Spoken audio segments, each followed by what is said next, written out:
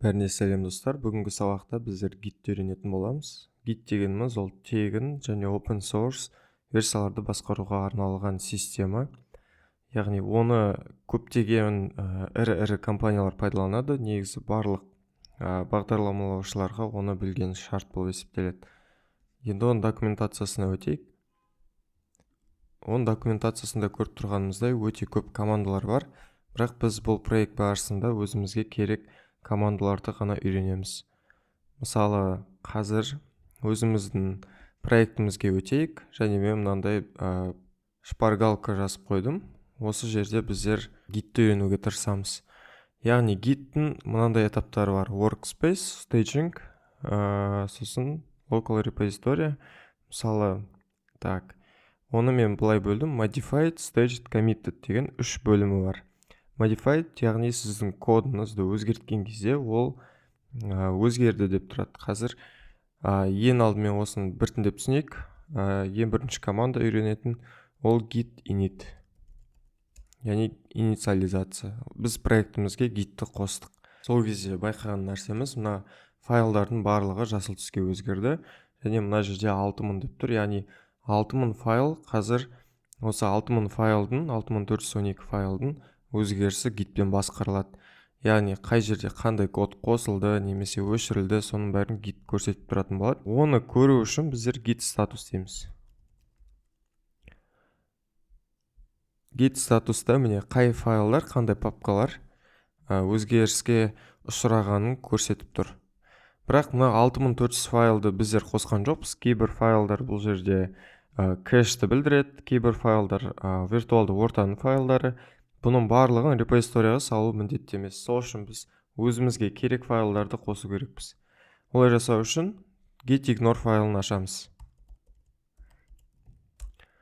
Gitignore файлының ішінде бірінші нүктемен бастап жазып, сосын папкалардың атын жазайық. Мысалы, pycache деген папканы біздер Git арқылы қадағаламаймыз. Соны алып тастау үшін осылай жазамыз. Міне, pycache бізде сұр түске өзгеріп кетті. Келесі VNV.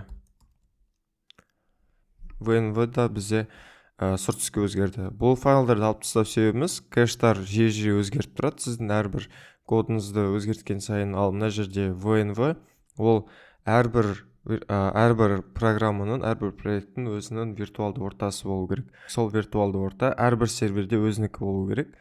Енді біз бұларды алып тастаған кезде тек қана 10 файл өзгеріске ұшыраған деп көрсетіп тұр. Дұрыс, себебі біз осы файлдарды ғана репозиторияға салғымыз келеді. Енді келесі нәрсе, git статус десек те біз еш нәрсе өзгермейді. Жоқ, міне VNV деген файл кетіп қалды. Енді келесі нәрсе, біз modified, яғни өзгерген 10 файлды көріп тұрмыз, жасылмен белгіленіп тұр. Енді соларды staged бөліміне өткізу керек. Ол үшін біздер git add командасын пайдаланамыз. Git add, сосын файлдың атын жазамыз. Солай жасаған кезде біздер бір-бірлеп файлдарды, міне staged changes дегенге өтті requirements, бір-бірлеп осы бөлімге өткіземіз. Бірақ егер файлдың барлығын өткізгілеріңіз келсе, git add дейсізде, нүктені басасыздар. Сол кезде міне барлық файлдар staged дегенге өтті. Мен мына жерден readme деген файлды алып тастағым келіп тұр әзірше. Енді үшінші команда, үшінші бөлім ол committed бөлімі. Committed бөлімі, егер сіздің осы кодтарыңыз барлығы жұмыс жасап тұр, яғни сіз оны репозиторияға салғыңыз келсе, осы кодтың барлығын қандай да бір хатпен, яғни месседжбен сақтайсыз. Көп бағдарламалаушылар ең бірінші кодтарын initial commit атты месседжбен сақтайды. Сол бірінші коммитімізді солай сақтайық. Commit -m.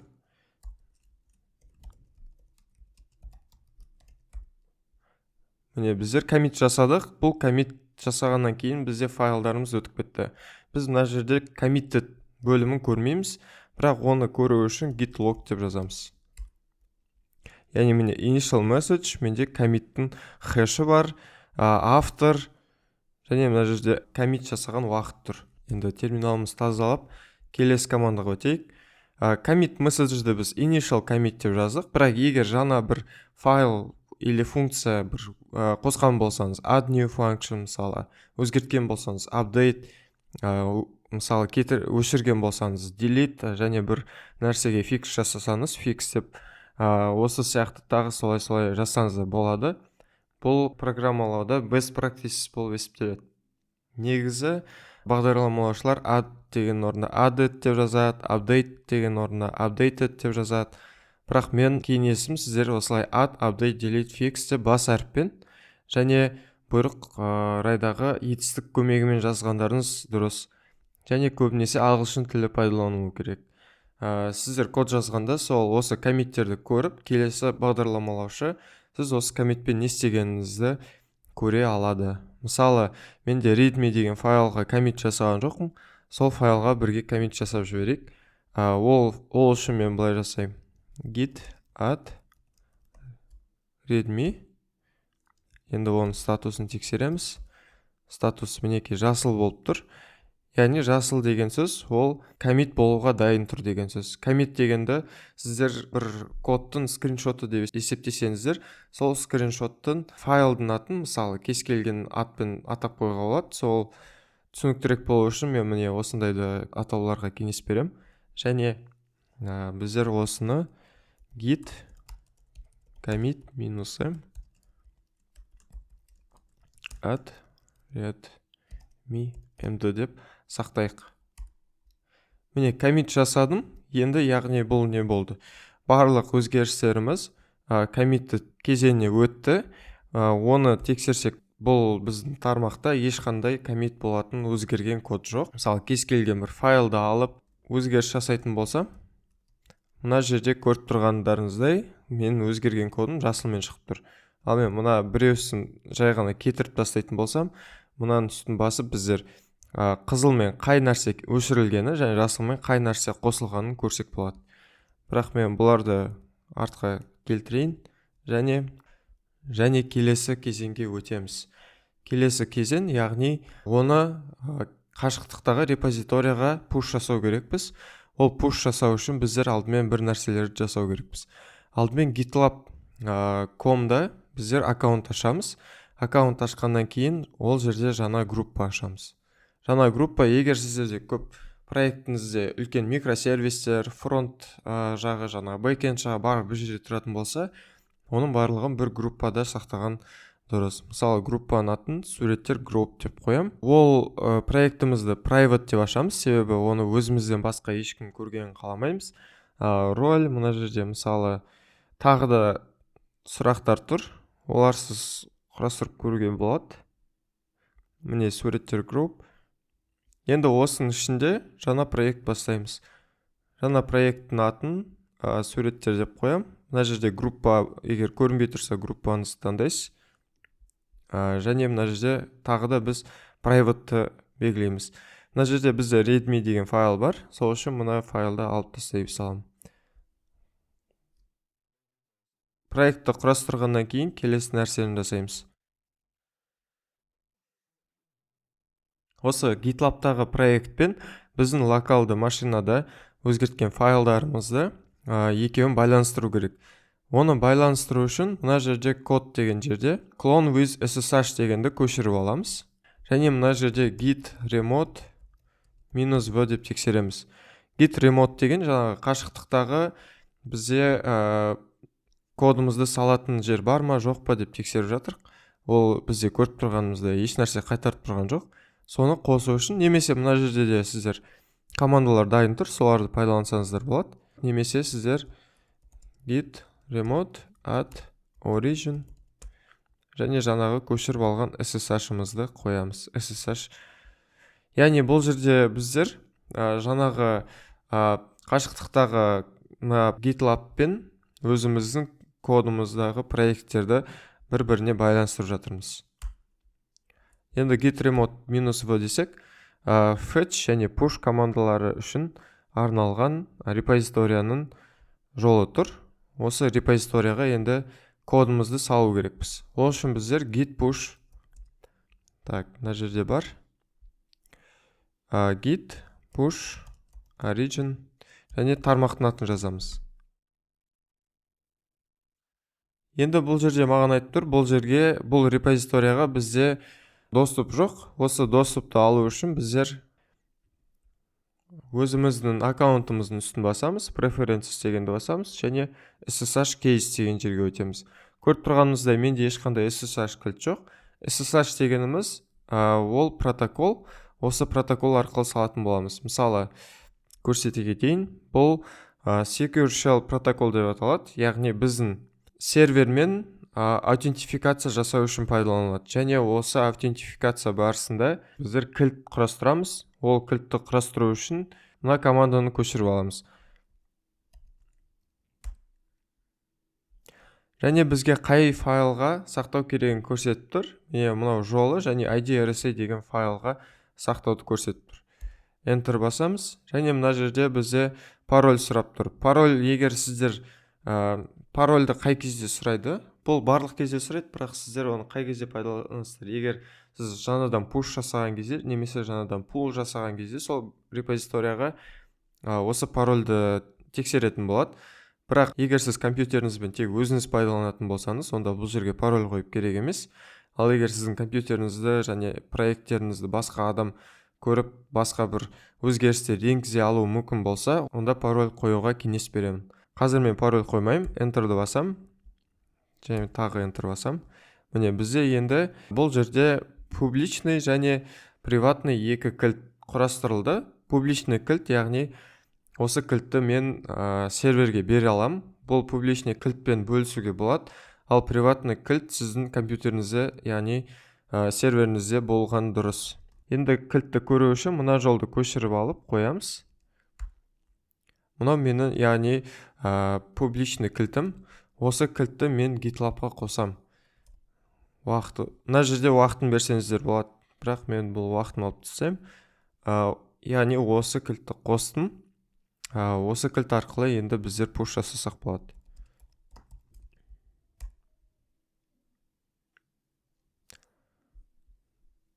Енді қайтадан репозиториямызға ораламыз. Мінекей, осы жерді жаңартатын болсақ, біздің кодымызды көрсек болады. Міне. Және readme файлы бізде бастапқыдан көрініп тұрады. Қандай командалар бар, яғни проектте бұл файлда проектті көтеру үшін қандай командалар жүргізу керек, және тағы да басқа пайдалы командалар жазылып тұратын болады. Енді көріп тұрғанымыздай, мына жерде history дегенді бассақ, қандай комиттер болды, және олардың ішінде не өзгерді, соны көрсек болады. Мысалы, add readme'ді ашатын болсақ, мына 41 жаңа жол қосылған деген көріп тұрық, және әрбір жолды көріп тұрық. Қандай нәрсе өзгерген деген сияқты. Біздер енді мына жерде push жасап, осы алыстағы серверге өзгерістер жасадық. Енді екінші нәрсе, егер сол бір проектте көптеген бағдарламалаушылар жұмыс жасайтын болса, солардың кодын өзімізге жұмыс басталмас бұрын жазып алу керекпіз. Яғни қашықтықтағы серверден, репозиториядан кодты алу үшін не жасау керек? Яғни біздер осы жерде тұрып, қазір бір файлдарды өзгертіп коммент жасап көрейік, сосын өзіміздің локалды машинамызға соны көшіреміз. Ол үшін edit web ID-ні басамыз, және мен мына жерде бір welcome деген жерді жауып тастасаңыздар болады. Бұл маған керек емес. Және readme'да мен тағы бір гитқа команда жазып қойғым келіп тұр. Статус тексеруден бөлек git init деп қояйық. Бұл инициализациясы, яғни git init деп бірінші жазасыздар. Git init'тен командасынан кейін git'in инициализациясы жүреді, және мына сандарын өзгертіп шығу керек бізге.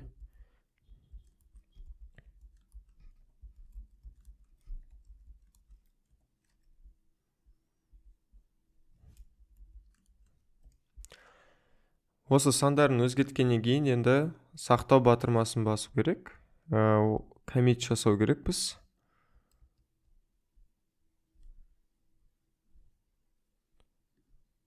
Міне мына жерде көріп тұр. Қай жолдар өзгерген көрініп тұр.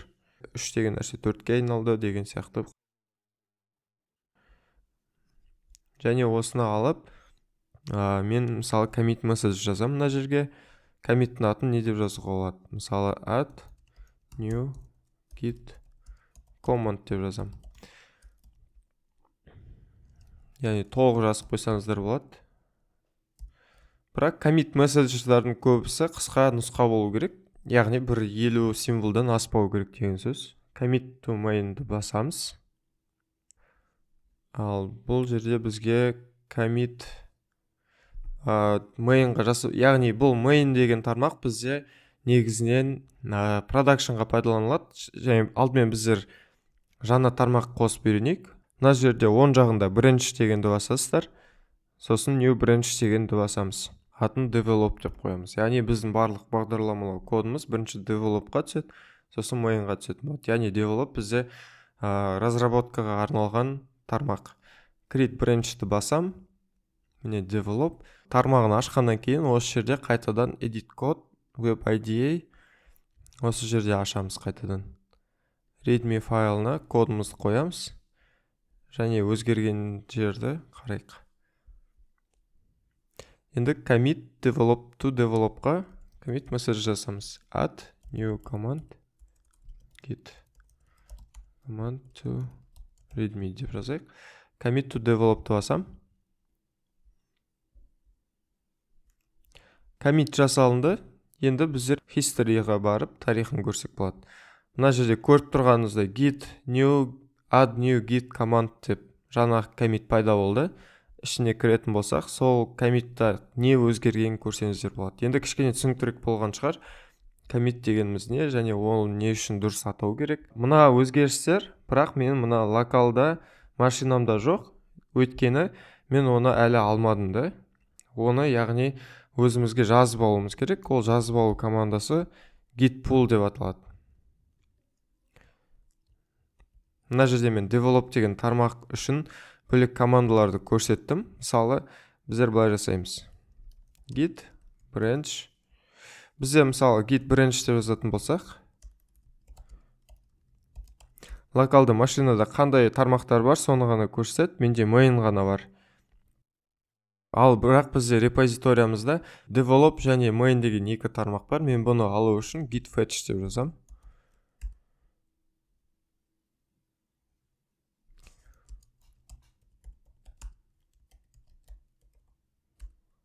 Енді біз develop тармағындамыз. Енді осының өзгерістерін алу үшін git pull origin develop деп жазамыз. Яғни fetch жасағаннан кейін біздерде алынды. Яғни енді осы жерде тұрып git log дейтін болсақ, міне add new git command readme деп көрініп тұр. Ал енді мен main'ға өтем.